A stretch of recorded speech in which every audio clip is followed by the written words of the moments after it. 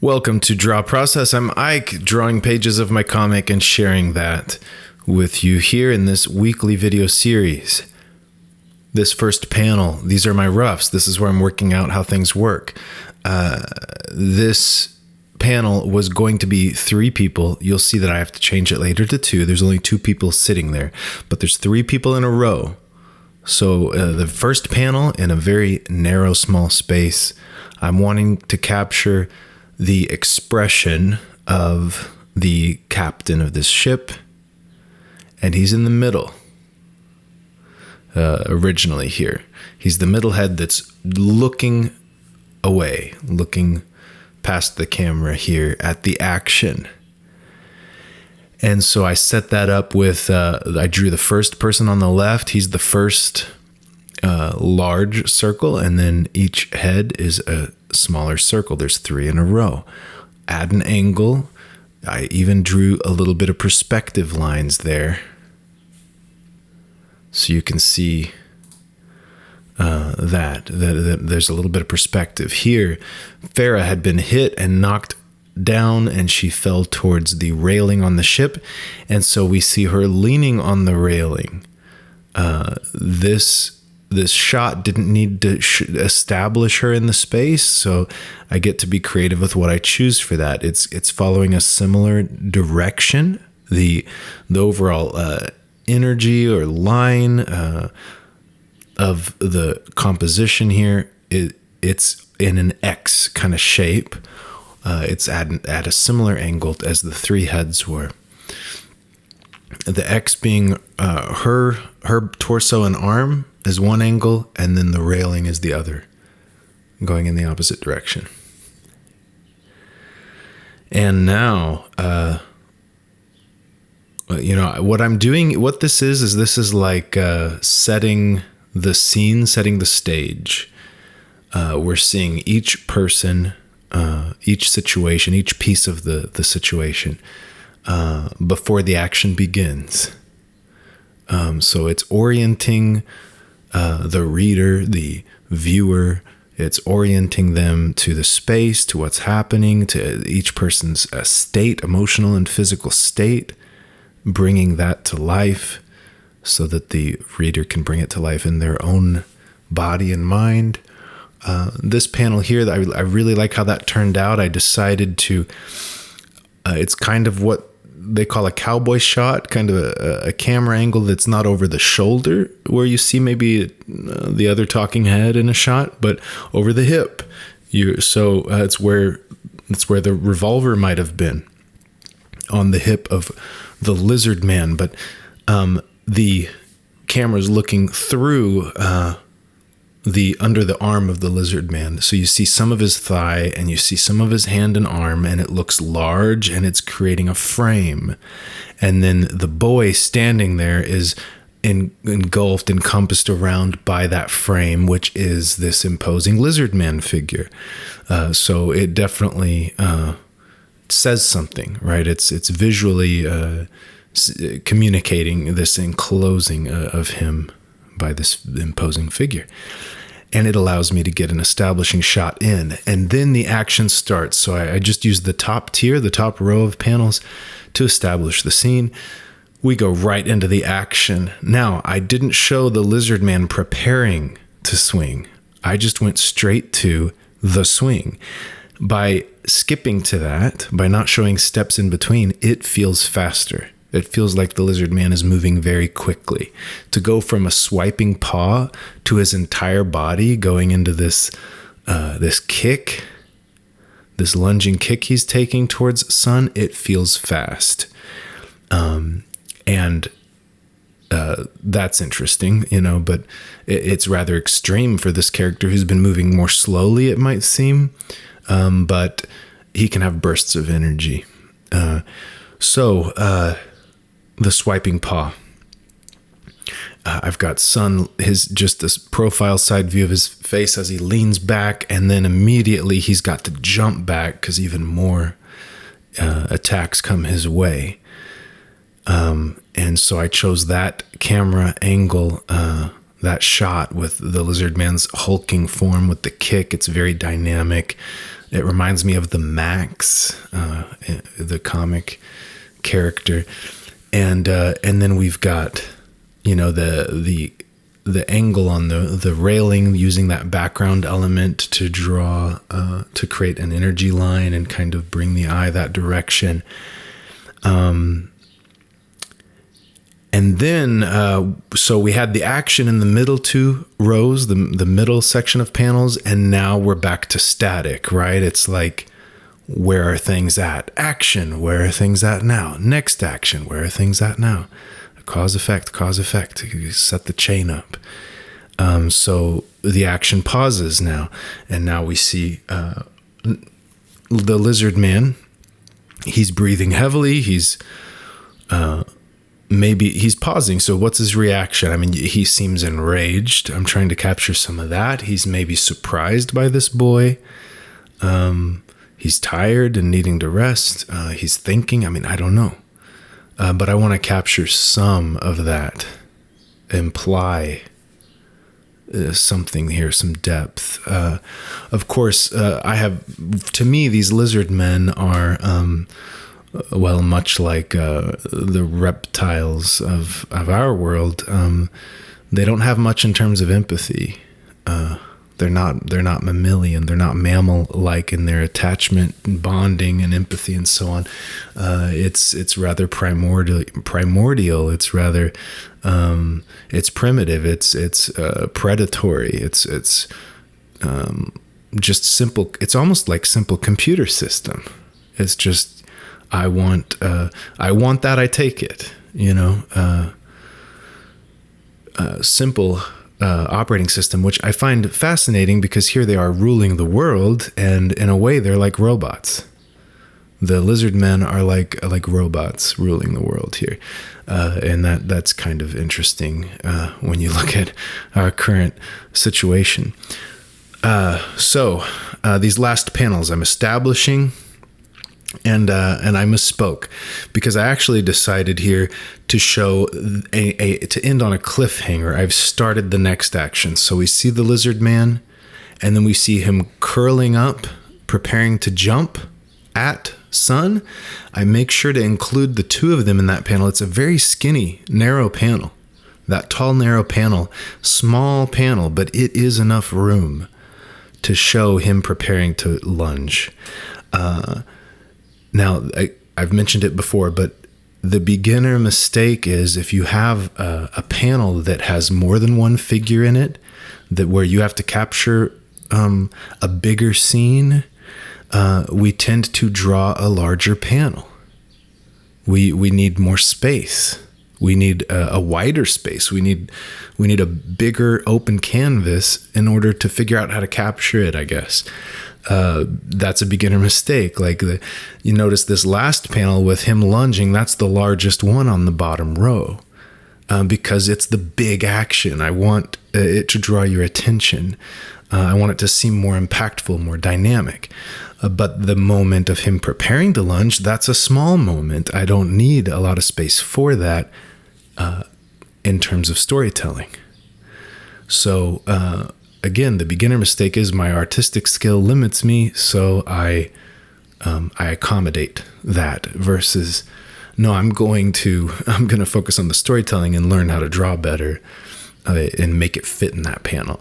I have a tall, narrow panel. I've got to capture this. Where can I move the camera? How can I set this up to capture it? And then you get all this practice doing it. And that's also why I say you can't learn how to do that just drawing figures in a sketchbook. Because why would you learn to capture those angles in different frame shapes to set scenes up in perspective and environments up in that way? You just draw a comic. That's how you're going to learn and practice that. But yeah, a small panel, narrow panel down there with quite a bit of information.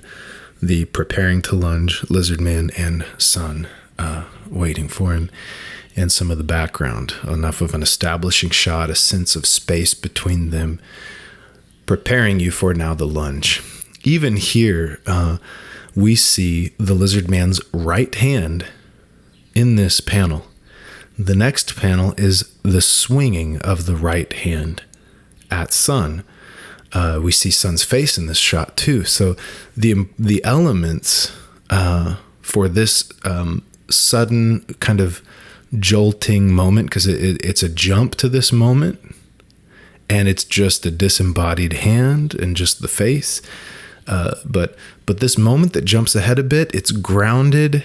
It's sequential.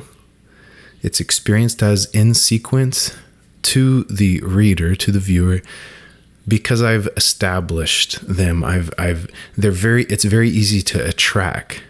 It's very easy to track. Imagine if you had a little animation of a circle and X and a square, and they're moving around on the grid. They're moving around, and you took like still shots of that, and made a comic out of it. Like, can someone tell where the circle was? And then, it looks like the circle moved here now, and then it moves there. Meanwhile, the X crossed paths with it here. It looks like they're about to bump into each other. Like these, our brain is going to track elements as they move through a space we imagine.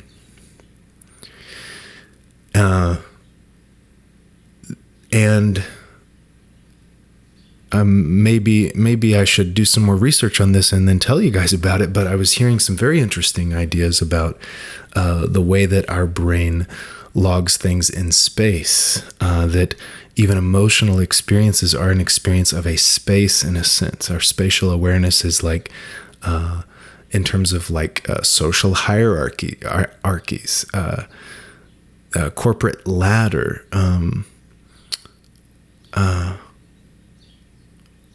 height, breadth, depth of emotion. I mean, we tend to think in terms of space, and it's very fascinating to consider.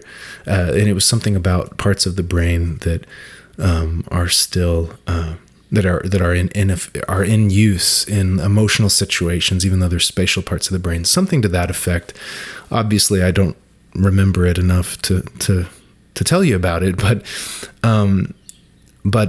it's something that rings true for me, that I'm thinking in terms of spatially in my comics and establishing space, but in the reader's mind. The reader is connecting these pieces from one panel to the next, and they are generating the space. I like to have backgrounds and establishing shots to show the environment at times to help the reader make sense of space, but that isn't enough, because there's comic art I've seen where it just kind of methodically includes an establishing shot every now and then, and the idea is this establishes space, and then we'll go back to close-ups and everything, and then go back to an establishing shot and establish the space again, as if it's only the establishing shots that establish space. If you've wondered, when do I include an establishing shot? When should I? That's the kind of question you need to explore. Like, well, what is this? It's about establishing space. And by feel, when is it needed? When can I not need it? Not just like a simple blanket rule that you always apply. That's not helping you understand. Like, to just have a simple rule you follow. But how long can I go without one and still have a sense of space in the reader's mind? This page doesn't have much in terms of an establishing shot, but there is a sense, arguably, I'm not fully establishing the space. It's just little pieces of the space that get included in certain panels. And most of what you're seeing is just figures in action, figures in positions with each other, and almost no background. So, you can do that for a while and it still feels like it's happening in space. So you can't rely on establishing shots. That's not the only way in which you try to establish space. The space is constant. It's the dots being connected for the reader from panel to panel in their mind, how they're putting the things together.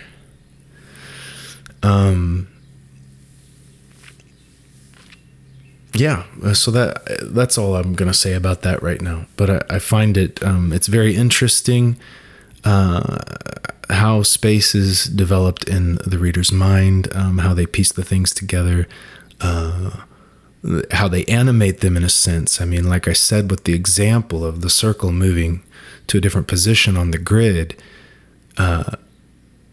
being in a different position in the, like, let's say a different still frame shot of that, the reader is imagining movement.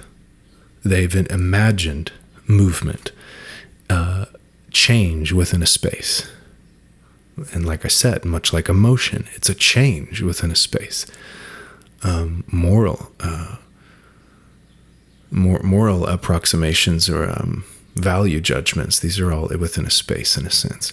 And that's storytelling. I mean, a visual storytelling is quite useful. Of course, sound applies too. Sound is experienced as a kind of space, movement in music. But yeah, visual storytelling is a good way to tell stories, because stories are about movement within a space. Fascinating stuff. So you see how I redid this panel. This first panel, there's not 3 people there. There's 2, and one of them had his head taken off. So I have just our main captain, and then the guy with its headless is that little blob of stuff, of information to the right of him. So I had to redo that panel.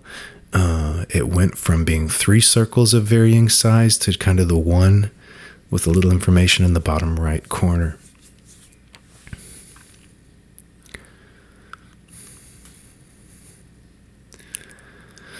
And you can see using my loose pencils where I found form, now I'm trying to find the edges, the important marking, landmarks of the body where the deltoids and traps meet the shoulder blade and the collarbone, and the bicep there, and especially that it's interesting the way I show the traps there and the spine. But finding those points, the outline of them, and then going in with hatching to add shading. The light source is up over the edge of this railing, so I know that most of her body's falling in shadow. I'm trying to consider that to a degree, but I have leaned these days towards using the shading, the hatching lines, to indicate form, and not too much for shadow purposes. And that's something I'm trying to decide on, like I could, it's kind of an extra step. I could find the outline of the form, I could find all of that, and then I could find the edge of where light meets shadow on the form, which is an extra layer of planning. And then hatch everything in that's in shadow and just kind of focus on details into the things that are in the light. I mean, something like that can be done. And I've been thinking about that. Like, do I want to start to do that, to focus on things in the light, find that edge where things are in shadow, and let that either be, like I've done in the past, solid black, or even if it's hatched in, it's lacking in refined detail, because it's maybe uniform hatching lines in that zone. It's not defining form so well. There's a cost to that. Like if you go that direction, you're defining less form. You can create interesting shapes that are fun and that guide the eye. But because you're breaking up form in a way, but it's less information, it's less detail on the form. So the way I'm doing it I'm trying to maximize the communication of form of the figures, of the acting. I'm focusing more on the character acting and less on the aesthetics, in a sense. Imagine a film where there's a lot of dark shadow areas and like little pieces of people popping into the light. You might create a very aesthetically interesting, design-wise, stylized story. It's not, but it's less. By doing that, it's less of a focus on character acting and clarity. And ultimately, that's the main thing I'm trying to do, is clarity of storytelling and efficient storytelling, which would require clarity.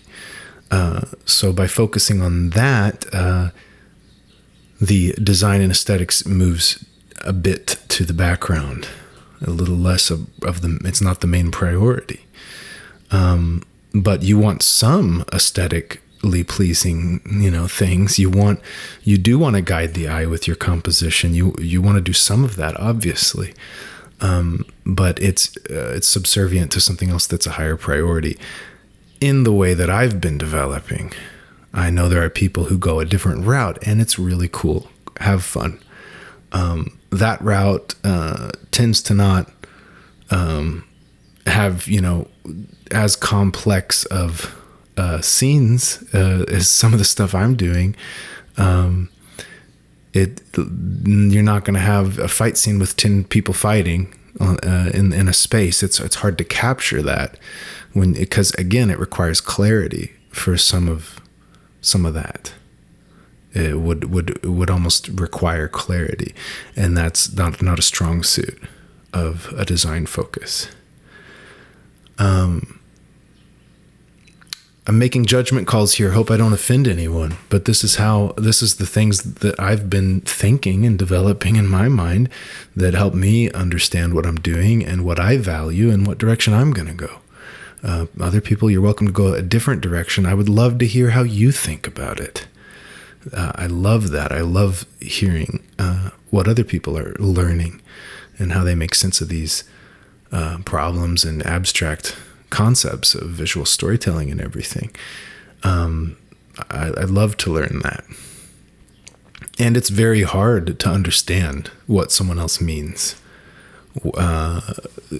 Communication is very difficult to really be understood and clear, and know that they get what you mean is it's pretty much not possible for humans, for any language. So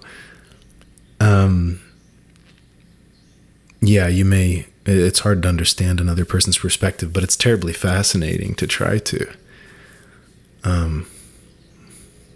It's almost like the problem of, do we all see the same colors, the same red, or do we see different colors? It's kind of that question. It's like, how do we communicate our experience of that color in a way where we know we're seeing the same thing? It's pretty impossible, but fascinating and fun. So that's what I do on this video series. I try to put words to my experience that might help others learn something fascinating about a different perspective, change their own, get more clear on their own, anything like that.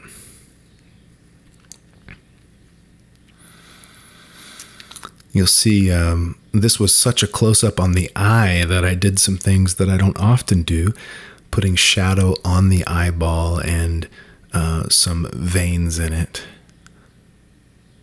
to show kind of the strain his system's under after all these injuries he's had and everything. I want his eyes to be almost bloodshot. Of course, his eyes are yellow, so I'm not going to the color is not the point. But I wanted to focus in on that eye.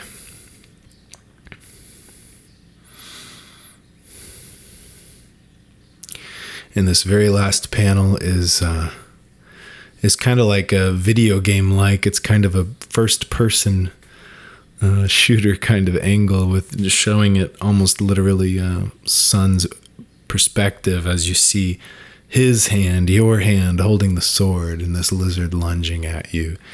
I don't often use, I was going to say I try not to, but I don't know that that's true.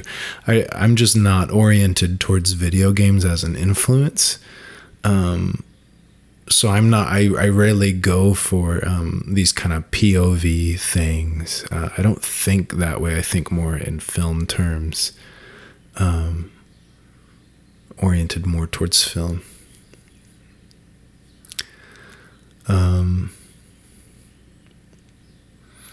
Here, these little figures in the background, they weren't very clear in the pencils, so I'm having to decide in the inks. But they're very small figures, but I also want them to be pretty clear. So to make it clear, this is Farah hunched over still. And this is the soldier that's watching. But in a very tiny space, they're just stick figure-esque at that point. And I forgot to put in any background in, so you'll see after that later I'm going to throw that in with a micron, just a little bit of the background, because from this angle, it seems like maybe we could show the skyline behind them.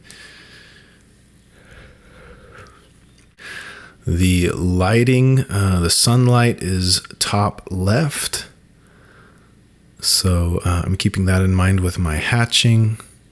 A little bit, like I said, I'm highlighting form, but I'm somewhat aware of the lighting. I'm incorporating it some.